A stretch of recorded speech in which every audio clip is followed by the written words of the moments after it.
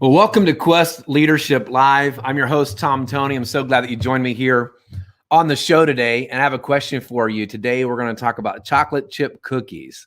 Can anyone guess what do chocolate chip cookies have to do with raising strong, young leaders? Well, that's what we're going to find out on today's show. So stay tuned for Quest Leadership Live.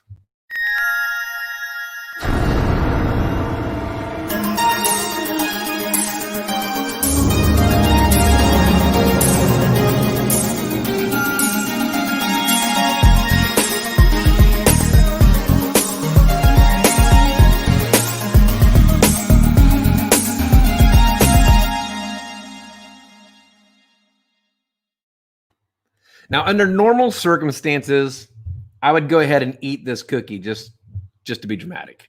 But I'm not going to today, as I'm not eating cookies at this point. But, man, I can tell you this thing smells good and is really tempting to eat. And I really do like chocolate chip cookies. Probably most of you do. Probably some that don't, but most of us probably do like chocolate chip cookies. And so today we're going to talk a little bit about why this chocolate chip cookie has anything at all to do with raising strong, young leaders. And so real quickly, why don't you go ahead and hit the share button, let others know about this show. Would love to get them connected to it, especially if they're teachers, leaders, mentors, coaches on any level. This whole show is all about helping us become stronger at coaching young students to be strong leaders. And so we're going to talk a little bit about this chocolate chip cookie. Now, specifically, what we're going to do is we're going to look at what it takes to create a chocolate chip cookie and just talk a little bit about the ingredients. I have all the ingredients here with me. So I have a little bit of flour, and I'm sure I'm going to get some feedback here on how to make chocolate chip cookies. But I have a little bit of flour here. I have some salt. Got salt here. Key ingredient is, that's not salt. That was sugar, and then salt. I got salt right here. And then I also have egg. So I have some egg to put into the mix. A little bit of vegetable oil going to go into the mix as well. Probably, maybe, depending on the recipe, a little bit of vanilla will get thrown into there. And then, of course, a key ingredient to chocolate chip cookies are chocolate chips. I mean, how can you have chocolate chip cookies without chocolate chips? And so we have everything here: flour, sugar, salt, egg, vanilla, oil, chocolate chips. And I'm probably missing something, most likely. But from these ingredients, we can, if we follow the recipe in the right pattern, we can make some chocolate chip cookies. And we can make them largely the same every time. That's the benefit of having a recipe, the benefit of following a pattern and a standard is that you can learn to do something and have repeatable success again and again and again. It's the power of process. But today specifically, I want to talk to you a little bit about the key ingredients of leadership, And there are just a few ingredients here that I want to share with you that we want to make sure that we're instilling into or drawing out of the students that we lead. There are certain things we want to try to work into their repertoire, into their processes that will help them to be strong, young leaders. If you want to make chocolate chip cookies, you got to follow the recipe and use the ingredients. Same thing for strong, young leaders. If you want to turn out strong, young leaders, you got to follow the recipe and make sure they're getting the right ingredients. So there are three things today, just three, that I want to kind of lean on, and then a process that we use to help ensure that we are getting those things built into the character of our young leaders.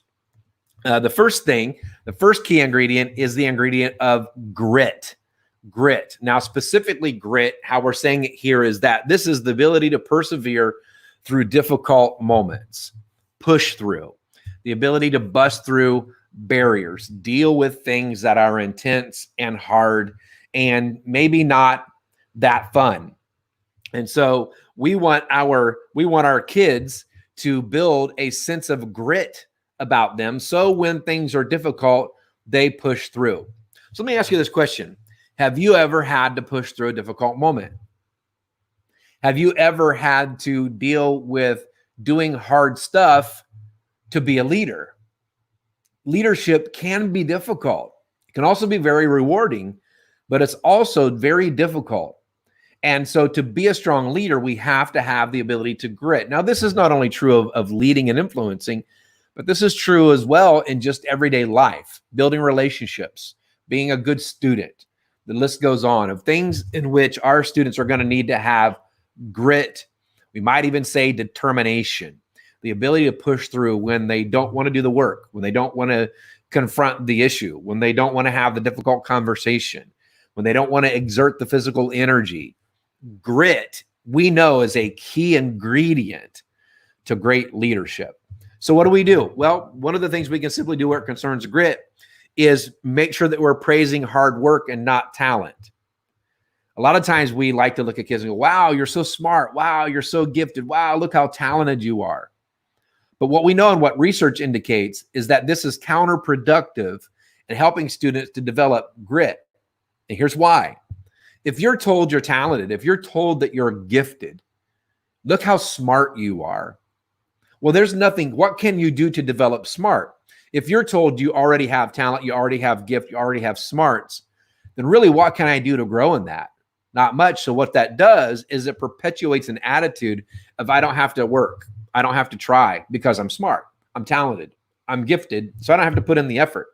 But you and I both know that growth is connected to effort. So what we want to do is we want to praise the hard work, praise the effort. Wow, look how hard you're working. Wow, look how you're solving those difficult situations, those problems. Look how you've overcome that obstacle to get where you are. Well done, hard work, which perpetuates a mentality of grit. The next thing we want to look at is resilience. Resilience. Connected to grit is resilience. Well, what is that? It's the ability to bounce back. We would say it this way. It's the mental strength to bounce back from failure. Now, failure is a word that we use here. We know that failure is not failure until you completely give up.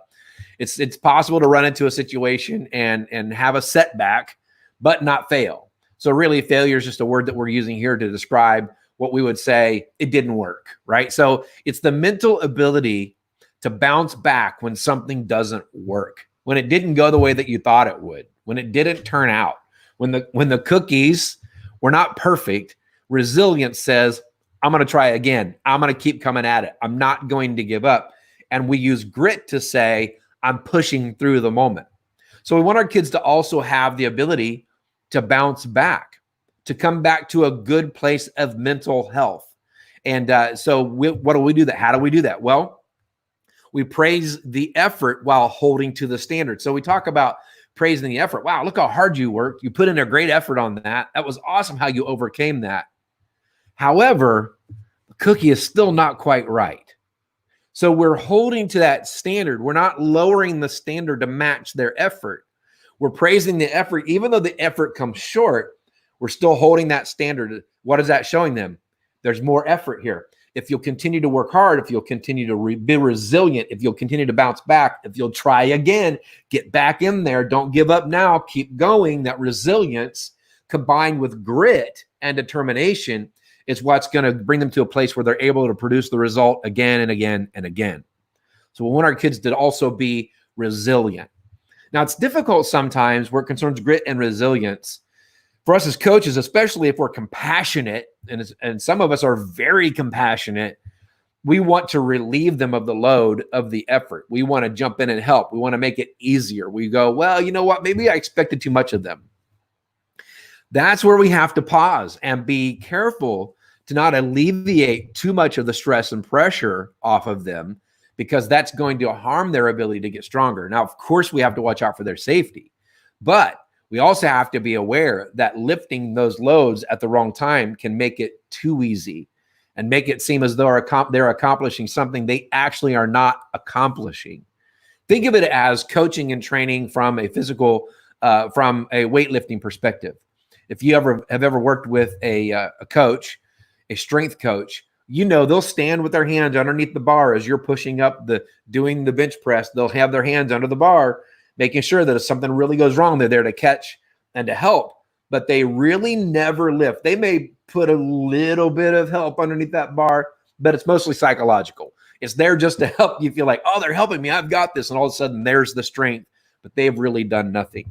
That's the same approach that we take as a coach. I'm here to support you. I'll keep you safe, but you're going to do the heavy lifting. I want you to learn to turn out the result again and again. And that means you got to stay in the kitchen even when it's hot, right? Number 3 is empathy. We want another key ingredient of great leadership is empathy. And this is the third one and the final one for today. So we have grit, we have resilience, and we have empathy. What is empathy? Is simply seeing life through the eyes of others. It's the ability to understand someone else's perspective. This is a key ingredient to leadership because influence must first care. Leadership first cares. It's the old John Maxwell idiom of no one cares how much you know until they know how much you care. Empathy, my ability to see life through your eyes. What have you been through? What's your story? What's your background? How can I get a sense for how you're feeling about this situation? And so the way that we do that, one of the ways we do that is to broaden the conversation of individual struggle. What does that look like? Well, if a student in your team or in your group is going through a difficult time, certainly we want to protect their privacy. We want to protect their trust and their willingness to share with us so that we can help them. But in those times when it's possible to do, we got to broaden that conversation out to be inclusive of the others in the team so they can begin to feel and sense the emotion their peer is having in connection to their struggle. This allows them to feel and sense the gravity of the moment, even though it's not their moment. This isn't my problem. It's not my issue. It's not something I'm going through. And there's a tendency as kids, especially, to want to be like, well, that's your stuff. That's not my stuff. You got to deal with that. I don't have to. And to not feel the empathy for that individual. So empathy is the foundation of strong leadership because it allows us to understand what others are going through and then to use our own grit and resilience to help them solve those problems, encourage them, and so on. And if we lack empathy for others, it's going to impact our own resilience. Empathy, a part of what empathy says is you can do this. A part of empathy says, I see where you're coming from. I understand how difficult this might be, but the value of me seeing that in you is that I'm not also overcome and overwhelmed by the anxiety or the fear of failure that you might be experiencing, which gives me the opportunity to use a little bit of my own hope and courage to encourage you. See, what happens is when we go through a struggle, our courage levels get depleted sometimes. And what we need is someone else who can encourage us. But encouragement is built on a foundation of empathy. If I don't care about you, if I don't care about your struggle, if I don't know a little bit of how you're feeling about this, then why would I encourage you? Why would I stop to use my own resource for your good? But that's empathy. Empathy says, I'm going to jump in this with you. I'm going to use a little bit of my own grit and resilience to help encourage and build up your grit and resilience to get through this moment.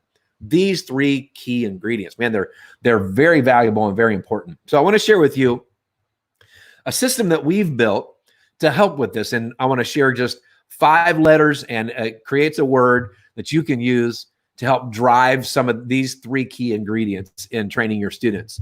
We talk about our value agents. Now, we've developed the value agents and resources around the value agents to help at our local school. We have journals, we have games, we have leadership opportunities that we use to help shape the thinking of our students in terms of the 3 things we've talked about: grit, resilience, and empathy, to help drive that narrative with them. But the value agents are based on 5 core principles. I'm going to share those with you very quickly as we wrap this up today. VALUE. We have, as you're looking at the screen here, starting from your left would be Visor, Antares, Lumino, Ubersonic, and Excelica. These are the names of these 5 superheroes. Visor is all about vision. Antares is all about appreciation, going to the higher level. Lumino is all about the light of learning. Ubersonic is all about listening to understand. And Excelica is all about excelling, excellence, pushing yourself to go beyond. So it's through these 5 characters that we teach kids to value themselves and value others. VALUE. I want to show you how These 5 components can help drive the ingredients. Sort of consider it the recipe for the ingredients and creating this chocolate chip cookie, this strong leader from our young students. So let's look at these very quickly. Number 1 is vision. To have grit and resilience, your students are going to need vision. Some of the exercises that you can do with them is to have them to think about their future. What future do you see? How can you see this can be better? At the end of the day, when you've solved this problem, what will that look like? They're using their visual ability to project upon a future. And we know that the hope of grit requires hope. Resilience requires hope. It requires believing things can and will change. And that comes with being able to see that that is going to change. I can visualize in my mind a different future. That gives me the ability to grind and grit and persevere through this and to be resilient, to bounce back and keep going again and again. So vision, cultivate vision. The second then is appreciation, which has to do with grit and empathy. When a student has an appreciation for the journey, when they have an appreciation for the things that they have, when they have an appreciation for those around them, what that means isn't just that they're grateful for it, but it means they add value to it. Appreciate, to add value to. So we want our students to find ways to not only appreciate, be grateful for what they do have, grateful for the relationships they have, but to also add value to their resources, add value to their friends. And when they add value and are grateful for those things, it will cause them to build a sense of grit. I'm going to stick with this. I'm going to push through this moment. And empathy, because I can appreciate your perspective. I can appreciate where you're coming from. And I can appreciate your journey. Not only can I see where you're coming from, but I can add value to where you're coming from. I can add value to your journey. So appreciation is a major component that we want to develop in our kids for these 3 ingredients. The third then is learning. Learning is connected to resilience and empathy. Learning is all about evaluating what you just did for the purpose of improving how you did it. Learning. What did I just do? And how can I improve upon what I learned in that moment to get better and better at that topic, that subject, that skill, whatever it might be? This has to do with resilience. Resilience says, I've not yet arrived. I have to keep going. I might have made a chocolate chip cookie. I want to be able to make them even better and more consistent, So resilience with learning. And the other idea behind this is empathy. I need to learn about your journey. I need to lean in. Learning assumes I don't know everything. It's connected to humility. It's my ability to go, I don't know it all. So I'm going to lean in to learn. So we want to teach our kids how to learn. The next one then is understanding. Understanding. This has to do with empathy. The key to understanding is listening. And that's why our character is ubersonic with the radar on his helmet. He can really hear things that most other people can't. And he leans in to hear and to listen so he can understand. And it's from a place of understanding that we can really, truly build empathy. Empathy. I want to help my students not just hear what someone says and say, oh, I'm sorry that you're in that position. Or, wow, I really don't know. That's got to be difficult. All the things we might say in an empathetic tone.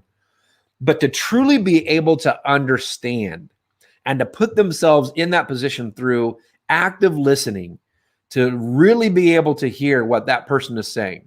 Now, this is also true in an academic sense. We drive the academics with this as well. But that helps to build our students' empathy. And then finally is excellence. Excellence. Pushing through to go beyond, pushing myself to go further. Again, this is grit, resilience, but also empathy. It's all 3. Excellence. I'm going to go beyond. I'm going to keep pushing, and I'm going to work hard to understand others around me, because not only can I add value to them, but they can add value to me.